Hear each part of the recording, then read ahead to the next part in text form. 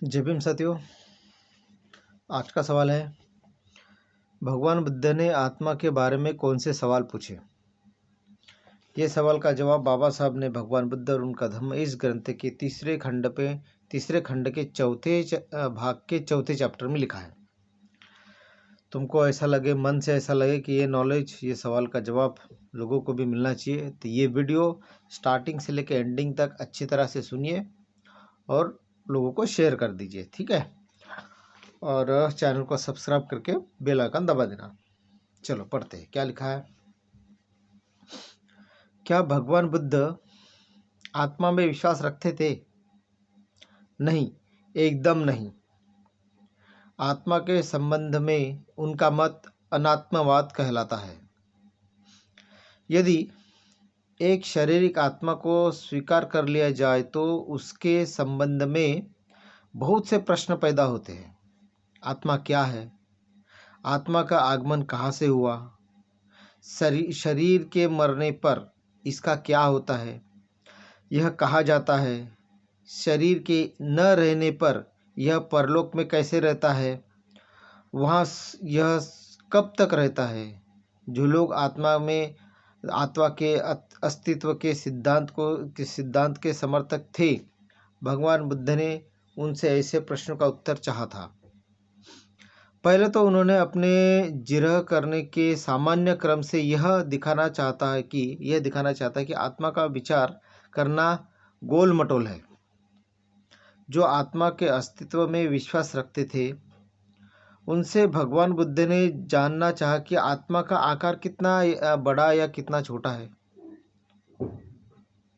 आत्मा की शल्य कैसी है? आनंद स्थविर को उन्होंने कहा था, आनंद, आत्मा के संबंध में लोगों के अनगिनत मत है। कोई कहते हैं मेरा आत्मा रूपी है और बड़ा ही सूक्ष्म है। कुछ दूसरों का कहना है कि आत्मा की शल्य है, यह अनंत है और यह सूक्ष्म है। कुछ दूसरे के है जिनका कहना है कि यह निरंकार और अनंत है। आनंद आत्मा के बारे में नाना तरह के मत है। जो लोग आत्मा के अस्तित्व में विश्वास रखते हैं, उनकी आत्मा की कल्पना क्या है? यह भी भगवान बुद्ध का एक प्रश्न था।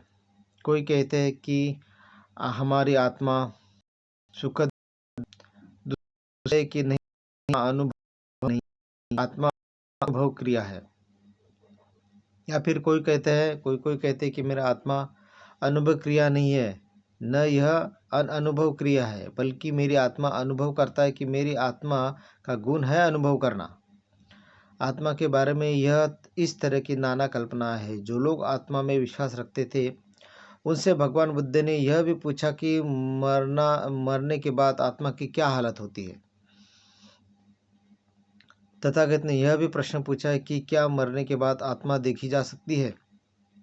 उन्हें अनगिनत गोल मटोल जवाब मिले। गौतम बुद्ध को गोल मटोल जवाब मिले, सही उत्तर नहीं मिला।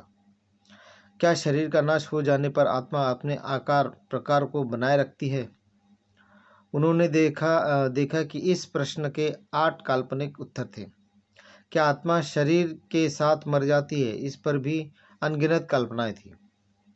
तथागत ने यह भी पूछा कि शरीर के मरने के बाद आत्मा सुखी रहती है या दुखी रहती है? क्या आत्मा शरीर की मृत्यु के बाद सुखी रहती है? इस विषय में भी ब्राह्मणों के अनगिनत मत थे। कुछ का कहना था कि यह एकदम दुखी है, कुछ का कहना था कि सुखी रहता है, कुछ का कहना था यह सुखी भी रहता है, दुखी भी रहता है, और कुछ का कहना है ना सुखी ना दुखी रहता है। इस प्रकार के मत थे लोगों के। इस प्रकार का यहाँ पे बाबा साहब ने लिखा है। जय भीम।